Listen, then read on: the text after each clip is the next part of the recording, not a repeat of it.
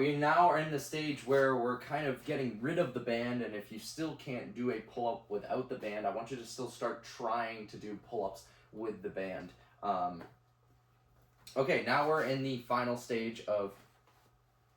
Alright, now we're going to be talking about how to do a weighted chin-up, a weighted pull-up, and I want you to learn how to do the setup, because there's a couple of ways that you can do this.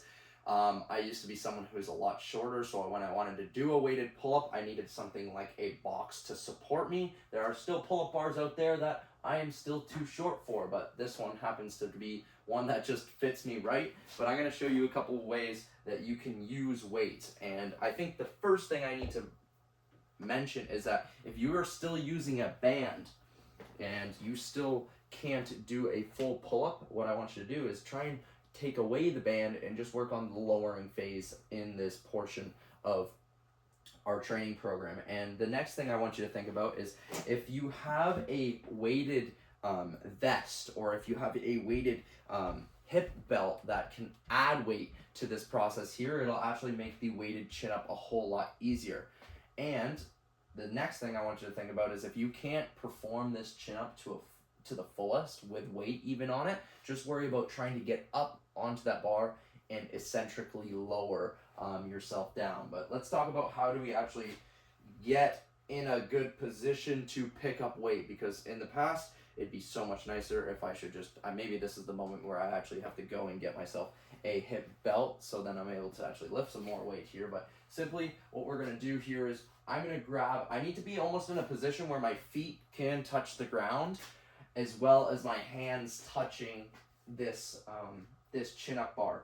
And what needs to happen is that why I need my feet to touch the ground is because I need it to be able to leverage my ankles to pick up this weight in between my feet. So I'm actually going to zoom in on the camera a little bit more so then you can see the exact thing I'm talking about here.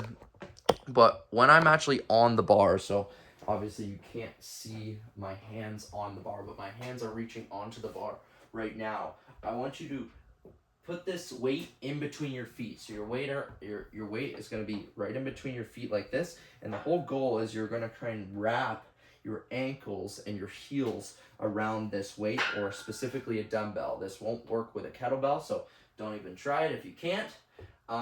Nonetheless, if you do have some cable bands, you can use those too. But nonetheless, we're going to get in here into this position. You can see I'm just leaning the dumbbell back. So I'm actually have my hands on the chin-up bar right now, and I'm using my ankles and my toes to lean it back onto my heels, and then I'm going to pull the weight up. So I'm going to actually show you a full body version of what I'm doing right now. So you can see me, full body. I'm right here. I'm going to put my hands on the chin-up bar. I'm going to put my weight in between my feet, so I'm going to let myself hang for a little bit. So I'm going to let myself hang just so that I can get some grip. Once I know I have a good grip on this dumbbell, I'm going to lift like this, and I'm here, up, here, up, here. Okay, this doesn't matter if you're doing a pull-up, or I'm going an overhand grip, I'm doing a chin-up, or if I'm going to do my underhand grip chin-up. All these work the same. Now, the only difference is if we are too short, what I'm going to do, I'm going to have you ask of you, is to get a box like this. Now, this box is probably a little too tall for me, so if I just pulled this box off, it'd probably be perfect, but they are so glued together, I'm not even going to try it right now. All you're going to do is the exact same thing with the dumbbell on the box. So I'll get up on my box here, and in this case, obviously I'm too tall, but for some people, this might actually work. You're going to get under here, and you're going to start like this. So your ankles should be rubbing against the dumbbell, and then when you lift, you're going to walk in, go up and down.